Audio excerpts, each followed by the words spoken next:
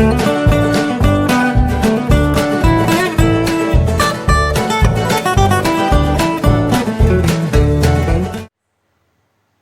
Students, biology की online class में आपका स्वागत है। आज हम पढ़ेंगे कार्डियक चक्र। कार्डियक चक्र की जो क्रियाएं होती है वो हृदय के अंदर होती है। हृदय की जो धड़कन होती है, एक धड़कन स्टार्ट होना और दूसरी धड़कन के स्टार्ट होने तक के बीच में 3 क्रियाएं जो होती है वो एक निश्चित क्रम में चलती रहती है। आलिंद संकुचन, निलय संकुचन और संयुक्त शिथिलन।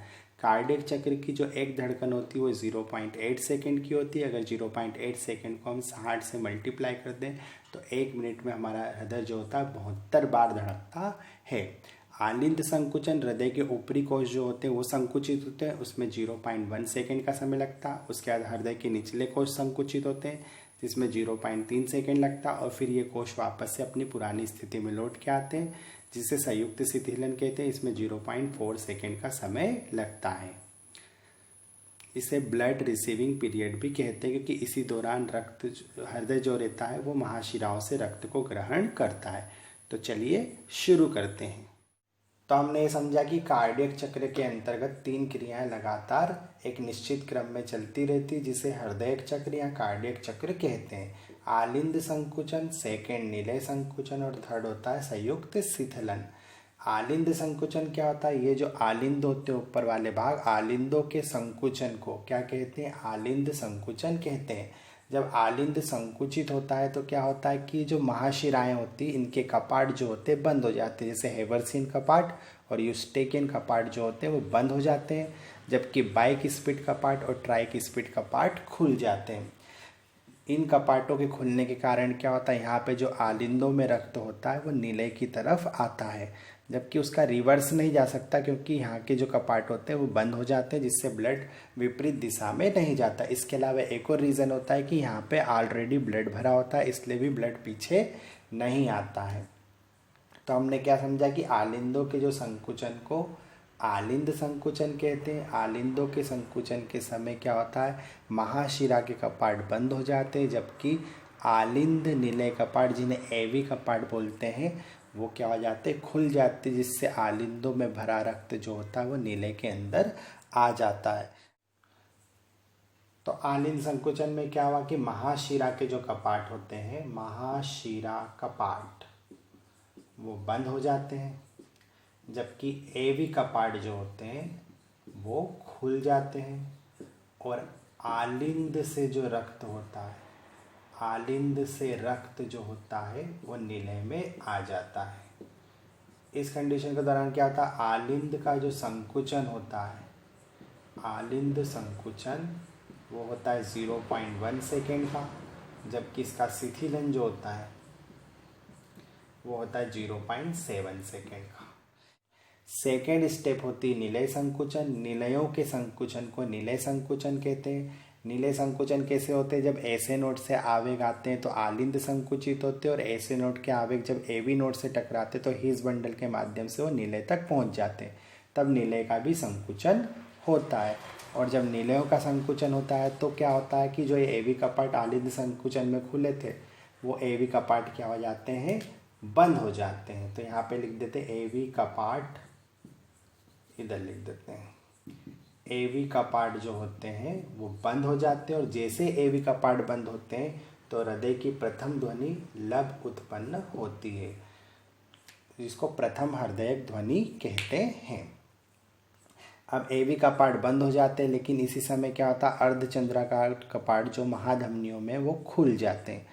अब क्या होता है, ये कपाट बंद हो जाते हैं और ये कपाट क्या हो जाते हैं, खुल जाते हैं। तो रक्त पीछे न जाकर किस तरफ जाता है, इस डायरेक्शन में जाता है और महाधमनियों में चला जाता है। ये होता है सेकेंड स्टेप में।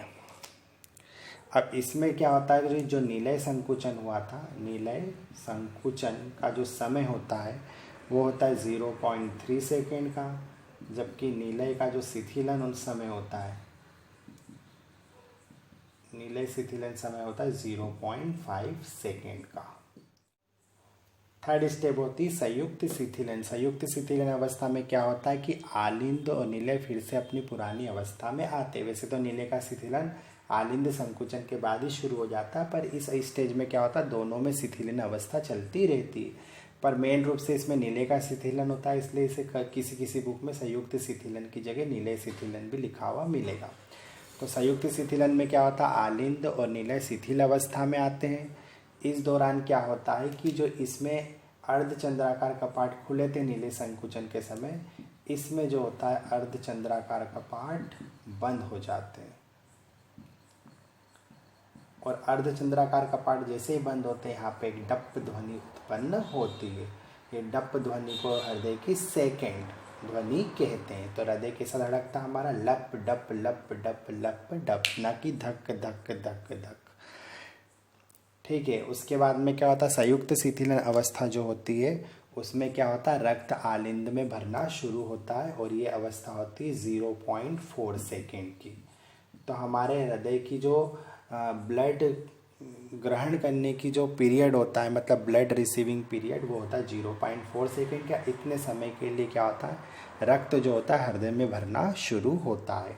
जब ये स्टेज हो जाती है तो उसके बाद फिर से एक बार आलिंद संकुचन होता है, और फिर यही प्रोसेस फिर से शुरू हो जाती है। मतलब ये पूरी प्रोसेस एक चक्र की भांति चलती है, इसीलिए इसे कार्डियक चक्र कहा जाता है।